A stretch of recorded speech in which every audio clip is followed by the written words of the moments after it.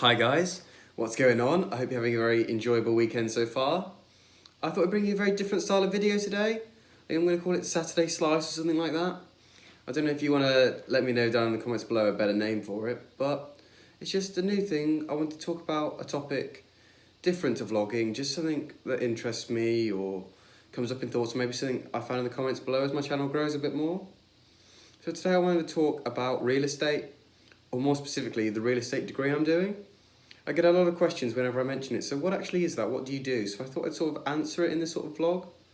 Well, it's not a vlog, but you know what I mean, in this video, today's video. And talk more about the university real estate degree I'm doing, what my modules consist of, what I learn, and yeah, see how much that's of interest to you. So I'm on a 3+1 course, which means it's a 3-year course where you get your bachelor's, and then you do an additional 4th year as a master's. So that means I basically come out and I get to put MSc next to my name if I choose to do the 4-year. And now both courses are accredited by the RICS, but if you go on to the 4th year, also accredited by the RTPI. But I'll come more onto that later. Today I was going to discuss more. It's got the first 2 years of it are fixed. The 3rd year you get to pick which pathway you want to go down. So I just was going to discuss about that and let you know what you get up to in the first 2 years, covering the 3rd pathway in a later year. So regarding modules in the 1st year, I've got them written here just so I don't forget them. There's general law, there's an introduction to building and planning, there's an introduction to property law, an introduction to economics and business, and an introduction to investment appraisal, along with the projects module. So, in the general introduction to law, you learn a lot about the English legal system to start with, and then you go on to tort law and contract law. Tort law is all about standards of care, duty of care, what quantifies that, what happens if you break these laws, for instance. Whereas contract law talks more about how it's a binding contract, the clauses, release clauses.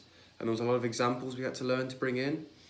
And not so much learn the cases that have previously happened fact for fact, it was more the outcome of them and lessons learned and drawn from them. Moving on to the introduction to building and planning, that was very much, first term was introduction to building, second term was introduction to planning. And the building was very much going through the process of a building site, being able to label different things, mullions, gables, etc. Whereas the second half, the planning was an introduction, there was a lot of Ebenezer Howard's Green Cities, there's a lot of movements like that, and talking about basically where the planning system developed from. So the Town and Country Planning Act in 1947, pretty much crucial. Any question you got, just bang that in. Simple.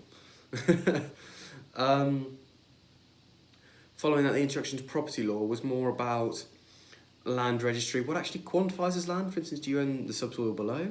Do you own your airspace? Like, what is your land? Like, and then what different estates can you hold in land? What right do you have in different bits of property?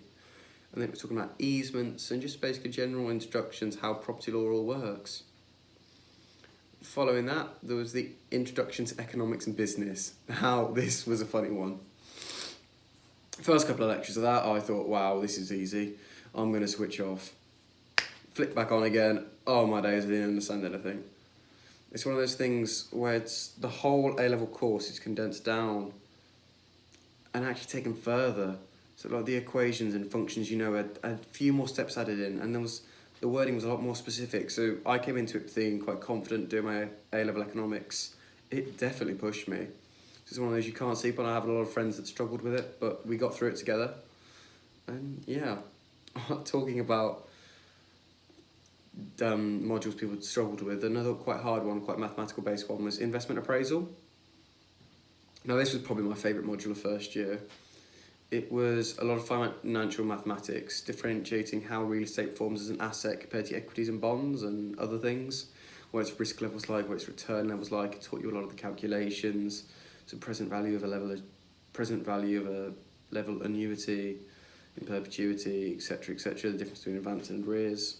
So yeah, that was quite mathsy based. On the other side, we had our projects. Now, these were all group projects, and there were 4 of them. It started off talking about, it was basically just getting us used to university. It was our first ever assignment. Talk about the local Reading market. I have to admit, I probably produced a paper that was more A-level standard, but it's really interesting seeing the difference between my first project and my last project of the year. There was such a marked improvement. The other projects sort of included advising somebody on relocation. They were moving to Reading. What should they look for in the office? What parts they want to be near? What amenities would they want? What sort of building should they look for? Things like that. What sort of lease they'd want? What terms? And then we talked about a redevelopment that occurred recently in another project, an individual project this was. The other ones up to this point have been group. And basically a recent development that happened in Reading called Chatham Place.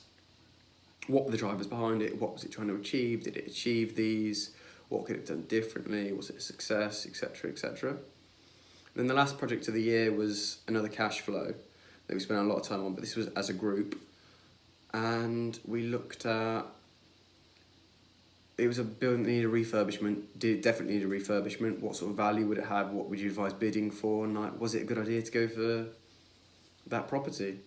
And that's pretty much a speedy roundup of what I got up to in my first year academics-wise. Then this year, I've got a management module. Now coming into this, I've done a bit of property management. I thought it was going to be relating to that. No. It's very much business sort of management. It's all about motivation, contingency, a lot of presenting. That's one really interesting thing we've had. We've had a mock assessment like Dragon's Den, where we've had to come up with an idea, do the numbers on it. Accountancy is another part of this lecture.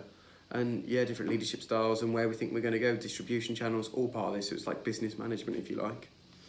A quick whistle-stop tour. Then we've had planning law and practice. This is where my interest in planning has really come from. And it's actually the path I'm looking at going down now. The year was completely split in two. First half was all about critically evaluate the role of town centre management in regenerating town centres.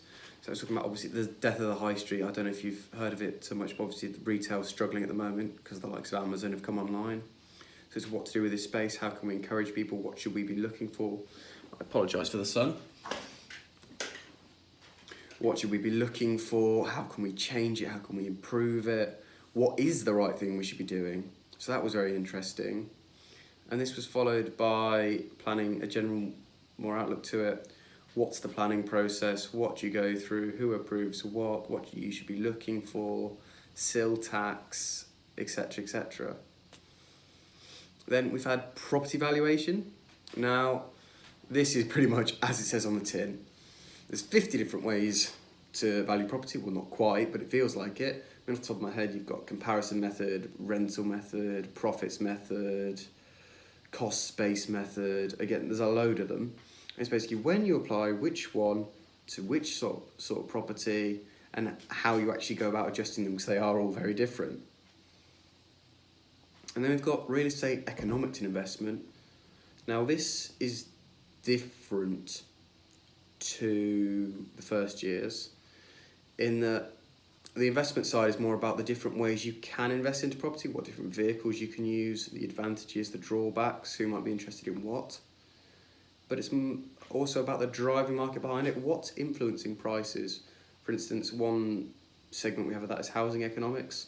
What's driving the price of housing in cities, what makes the areas more or less desirable, and what can we expect to see going forward in the future. And I have to say housing economics is again one of the top most interesting modules I've done this year. And then I've got my beloved projects again. They were all individual this year, and they started with, now look at this for a title, I'll read this off the slide because again I don't want to get it wrong. Discuss in what ways commercial office real estate is a conduit for complex flows of international finance in contemporary globalisation, using the example of London. Yeah, very simple. Didn't take me long to get my head around that. But no, it was actually really interesting to learn about how this office base sort of brings the whole world together. It's like if the world had a capital, the capital would be London from a financial point of view, and learning about how the city of London massively differs from the rest of London. And yeah, I found that really interesting actually.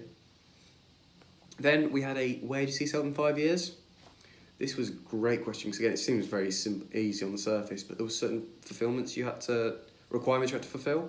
So like I had to reach out to people in the industry, speak to them. Oh yeah, how are you finding it? What's a big challenge coming up for you? Like how can I solve this challenge?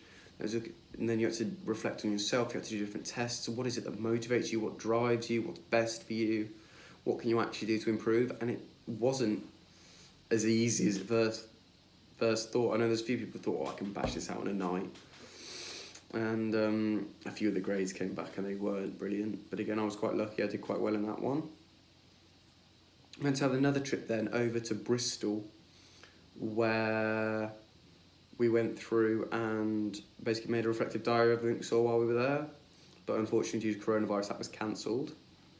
And the project that I'm working on at the moment, and is really taking up a lot of my time, is another cash flow. This one we have to predict long into the future and decide all the variables, what's going to happen with this property, what tenant's going to be where, they're going to have, like, what their lease length's going to be, what tenant's going to do what the rent level's going to be, how quickly, once the property's vacant, is it going to be full again. It's all about finding out this information and putting it all together and recommending a market value and investment value. And that's quite complicated and proven a lot of times. Once you tweak one thing, there's a lot of other things that have to tweak. So yeah, that's a very rough guide of the modules we have. On top of that, we often, or at least weekly, sometimes multiple times a week, people from the industry come in and talk to us about things they're dealing with, and that's, again, very personal. That's over drinks and pizza. Yes, alcoholic drinks, as well as soft drinks. But it gives you a real good chance to network and mingle and understand what exactly it is, the profession. And that's something I think I'll talk about more in a later video. Again, the different asset, like, where does a real estate degree take you? What can you do with a real estate degree? Well, that's what we're going to find out. And yeah, that's pretty much a wrap from what I can think of now. Again, I'll cover what you do in third year in a video probably next week. And then maybe the week after I'll talk about accreditation or where it can take you. But thank you very much for your time. And as always, have a wonderful rest of your day.